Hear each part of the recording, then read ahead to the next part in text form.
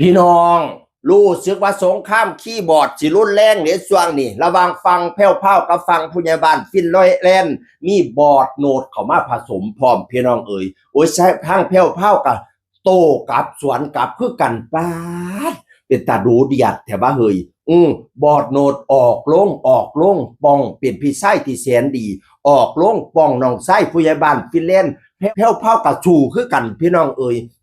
กับบ่รู้ว่าเกี่ยวกันบ่เกี่ยวกันสุดเจ้าพิรารณาโดดแต่ว่าก่อนที่บอสโดดจะออกมาเนี่ยมันเริ่มจาก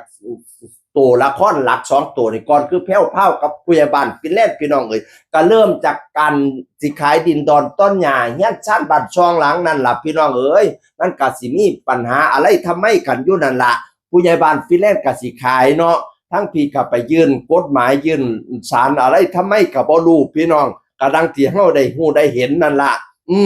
บ้านปีแรกก็เลยโพสต์ว่าการที่คนเราแอบเอาโฉนดที่ดินของคนอื่นไปโดยที่เขาไม่รู้ตัวและเป็นชื่อของเขามีการซื้อขายจริงถือว่ายักยอกทรัพย์ไหมคะคุณตำรวจพยาบาลฟิเลนว่าจังสีล่ะแพ้วภาพกันเลยว่าบ้านแผ่นดินที่อยู่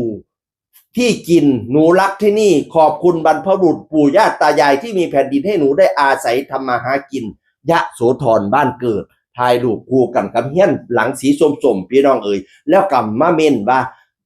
บางคนไม่รู้อะไรไม่ต้องพิมพ์ก็ได้นะคะข้อเท็จจริงต่างๆรอติดตามเอาเด้อสิให้ซื้อขึ้นได้จังใดในเมื่อบ่ได้ขายสิให้ซื้อขึ้นได้จังใดในเมื่อบ่ได้ขายอันนี้ก็เป็นวลีที่น่าวิเคราะห์พินิจพิจารณาพี่น้องเอ๋ย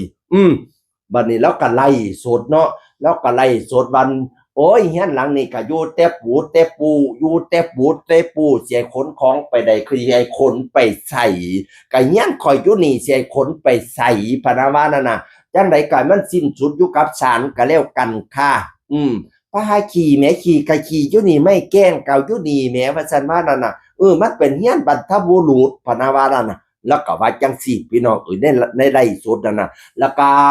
คนบ่ทันฮู้อีหยังอย่าสุดไปว่าอีหยังเด้อครับผ่านไปแล้วเบิ่งป้ายก่อนอ่านป้ายให้ชัดเจนหนูเป็นคนเอาป้ายไปติดเอาคะไว้ค่ะซั่นว่าป้ายนี่ล่ะแล้วก็ติดไว้ชัดเจนดังที่คนได้อ่านทุกคนได้อ่านนี่ล่ะมีตัวแทนหมู่บ้านไปถ่ายมาให้เรียบร้อยแล้วก็อ่านเข้าใจตามนี่ล่ะพี่น้องเอ๋ยบัดนี้บอร์ดโน้ตออกมาโพสต์บัดเนี่ยบอร์ดโน้ตพี่ชายที่แสนดีของผู้ใหญ่บ้านฟินแลนด์แล้วโพสต์ว่าจังซี่ล่ะสมองไหลมึงควันคิดบ้างนะว่าทุกมื้อนี้ความนิยมเมืองลดลงขนาดใดอย่าปากเก่งจ้ะถ้าผัวดีฟังดีมันมีงานไปนั่นแล้วจ้าไม่มาเกาะแดกหลอกบักเพดเขาเกลียดเมืองทั้งวงการจ้ะไม่ท่องคำขาวสวยมากไปอ่านสัตว์บ่ได้ขอยันติดแดงติดเหลืองพี่น้องเอ๋ยสมองไหลว่าซั่นว่าจากเราบ่ได้ระบุชื่อผู้ใดพี่น้องเอ๋ยกะไม่รู้ว่าใครนะแต่ว่าเพลพาวก็เอาอันนี้ไป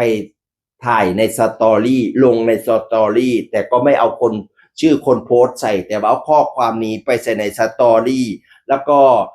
เขียนทับสตอรี่ว่าดิ้นอย่าเพิ่งตุยนะ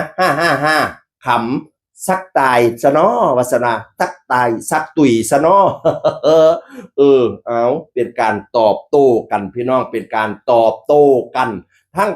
สั้นพงศธรบัดนี้เนี่ยออกมาโพสต์คือกันหมากัดเขาไม่เห่าแต่หมาบ้านผมไม่เห่าแต่มันกัดคำคมนี้ขอเสนอก่อนเข้าเพลงหมากัดโอมัตนะฮะกะไลเมมาโอมัตนะฮะกะไลเมมาบอร์ดโน้ตมาโพสต์ต่อถ่ายรูปกับครูกับผู้ใหญ่บ้านฟินแลนด์ยิ้มผู้ใหญ่บ้านฟินแลนด์ยิ้มนิดๆแล้วก็เขียนโพสต์ว่าอย่ามายิ้มบ่เฮาบ่หอนดอกครับพวกผมมันพ้นใจอยู่แล้วครับว่าซั่นว่านะสงครามคีย์บอร์ดพี่น้องเอ๋ยก็บ่รู้ว่าโพสต์ถึงกันบ่แต่เขาเจ้าก็โยงหากันนั่นล่ะพี่น้องเอ๋ยมันสิจบง่ายบ่มันสิจบง่ายบ่บัดนี้เนี่ยโอ้ยหนักไปหน้าปานกุลาหาบักนุ่นเนาะผู้ลังคนว่าโอ้ยไปโหนกระแสซะให้พี่หนุ่มซอยเว้าซอยเคลียร์บ่ซั่นด่ามามันสิเกิดอยู่นี่ล่ะยาวนานกว่าสงครามเขมรพุ่นล่ะเขาว่าน่ะพี่น้องเอ๋ยดูเดือดกว่าสงครามเขมรพุ่นล่ะ พิษกันดินดอนต้นหญ้าทั้งชายแดนเขมรอันนี้ก็พิษกันดินดอนต้นหญ้าผู้ใหญ่บ้านฟินแลนด์กับแพ้วพราวโอ้ยดูเดือดเพราะปั่นกันพนาวานั่นน่ะโอ้ยเฮ็ดจังได๋ก็จังได๋ข่อยกันฮ้อนเอาเบิดจักทางออกข้าเจ้าอยู่ทางใดข่อยหาปองออกบ่ได้นี่ข่อยอยู่ในห้องอัดจนว่าข่อยฮ้อนข่อยเอาเงี้ยแตกซาๆเบิดข่อยหาปองหาแป้วบ่ฮู้หม่องมนไปพี่น้องเอ้ยถ้าติดตามก็แล้วกันเนาะก็ขอให้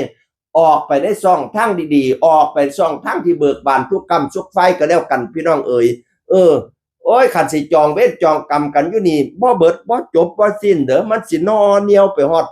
ชาติต่อไปพุ่นน่ะ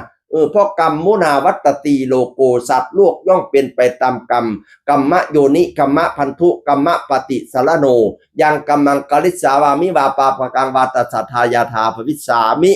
เฮามีกรรมเป็นทายาทมีกรรมเป็นเผ่าพันธุ์มีกรรมเป็นที่เพิงที่อาศัยมีกรรมเป็นผู้ติดตามเฮาไปเป็นเงาสุบัติยางตามไปฮอดชาติต่อไปซุมเจ้ากันชนะกันชาตินี้ชาติหน้าซุมเจ้าก็แข่งกันไหมแต่ซุมเจ้าบ่ลงให้กันเสียงอื่นคนเก่าเว้าสู่ฟังสวัสดีครับ